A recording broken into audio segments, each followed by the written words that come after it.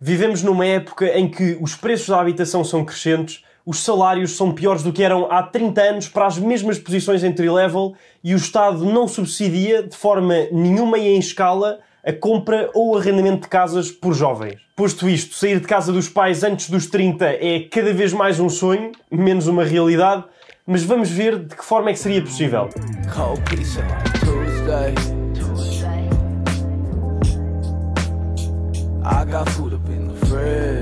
Em 2004, segundo dados do Eurostat, 55% dos jovens adultos entre os 18 e os 34 anos viviam em casa dos pais. 13 anos depois, em 2017, esta percentagem ascende aos 63%. Em 2018 sai esta notícia cujo título é "Portugueses saem tarde de casa dos pais, mas a culpa não é da falta de vontade". Nesta altura, a média de idade de saída de casa dos pais na Europa era os 26 anos, os melhores países eram a Suécia e a Dinamarca a rondar os 20 anos e Portugal estava nos 29. Finalmente, em 2020, ao invés destes 29 anos em média, tornamos-nos em um dos 5 países da Europa em que os jovens só saem de casa depois dos 30 anos. Conclui um estudo da Fundação Carlos de Gulbenkian no mesmo ano que a crise económica agravou a instabilidade no emprego, reduziu os rendimentos e contribuiu para prolongar a permanência dos jovens em casa dos pais. Afirma também que as principais justificações estarão nos preços praticados atualmente no mercado de habitação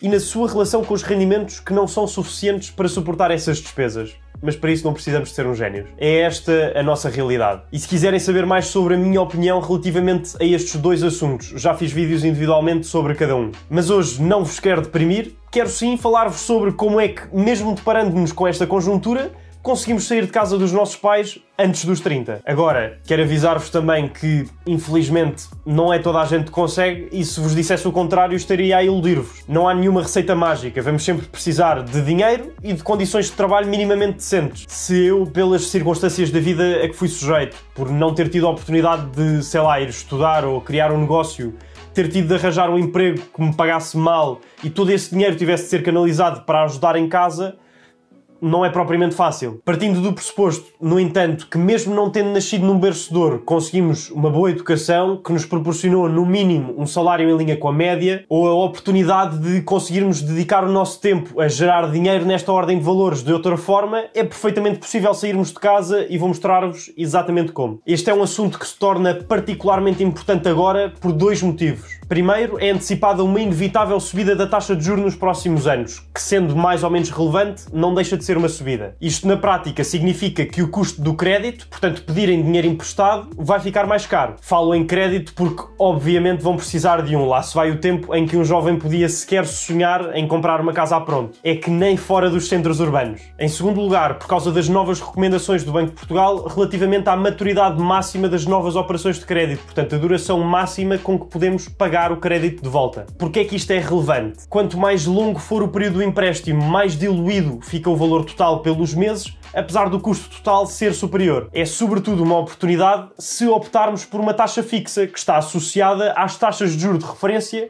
que ainda estão em níveis historicamente baixos. É muito pouco provável, nos próximos tempos, se arranjarem créditos com tão boas condições. Isto da taxa fixa versus taxa variável dá para todo um outro vídeo. Agora, se comprar uma casa para habitação própria permanente seria a primeira coisa que eu faria assim que tivesse a possibilidade de fazer um financiamento bancário?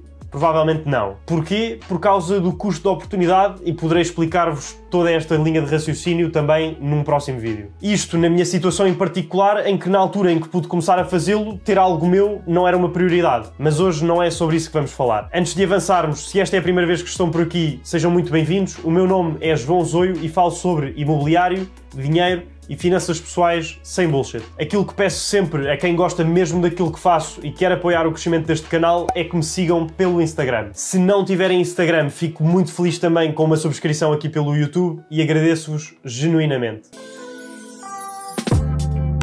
Para sabermos quanto tempo é que vamos precisar para sair da casa dos nossos pais, precisamos primeiro de saber qual é que é a dinâmica pela qual alguém que está no processo de compra de casa passa. Para este caso em particular, como falei há pouco, vamos precisar de crédito. Estamos limitados então por dois fatores. A quantidade de dinheiro que temos para a entrada e para os custos associados, porque não é possível pedir o montante total da compra emprestado, e a nossa taxa de esforço. A forma mais fácil de perceber a taxa de esforço é ao interpretá-la como uma balança, em que de um lado temos os nossos rendimentos líquidos e do outro temos as nossas despesas mensais fixas, encargos atuais e perspectivados. Ou seja, se me entrarem na conta 1000 euros por mês e só tiver, por exemplo, 100 euros de despesas mensais fixas, a minha taxa de esforço é de 10%. Legalmente, para a contratação de um financiamento, a futura prestação não poderá somar às despesas fixas de tal forma a que esta percentagem supere os 50%. Neste caso, seria uma prestação máxima possível de 400 euros por mês, porque 100 mais 400, 500, para os 1000, 50%. Falo exatamente sobre a que é que isto equivale no segmento seguinte do caso prático. Devo dizer também que, apesar do máximo permitido por lei serem os tais 50%,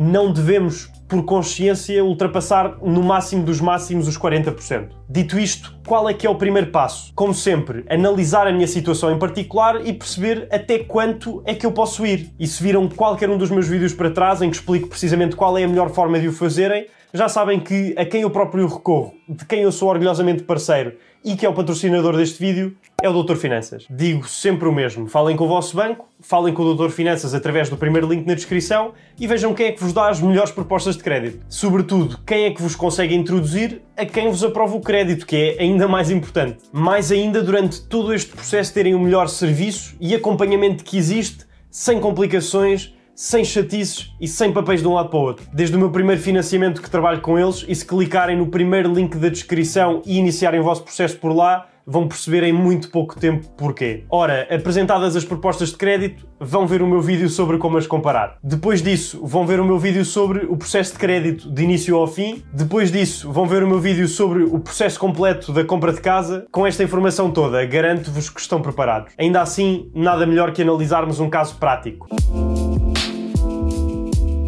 Vamos então tentar perceber quanto tempo é que uma pessoa demora a sair de casa. Para simplificar tudo, e apesar de ter a perfeita noção que esta não é a realidade da maioria, estamos a falar de alguém que consegue continuar a viver em casa dos pais e para sustentar tem despesas fixas mensais na ordem dos 200 euros, conseguindo então poupar o remanescente. É alguém que teve a oportunidade de se instruir a um nível superior e que não precisou de, por via das circunstâncias, aceitar um qualquer trabalho para subsistir ou apoiar a subsistência de outros. Tem, dentro dos estándares portugueses, um trabalho bom. O range salarial entry-level para jovens formados, com licenciatura ou mestrado, para aqui não interessa porque estaria a sectorizar demais, vai dos 800 euros aos 1400 euros. Mas isto, mais uma vez, dentro daquela que é a minha bolha. Eu falo maioritariamente com malta de economia, gestão, engenharia e tech, e os que estão a receber menos estão a oferir por volta dos 800 euros líquidos, os que estão a receber mais 1400. O objetivo aqui é, com base no que vos falei no ponto anterior, perceber que tipo de casa é que cada um consegue comprar,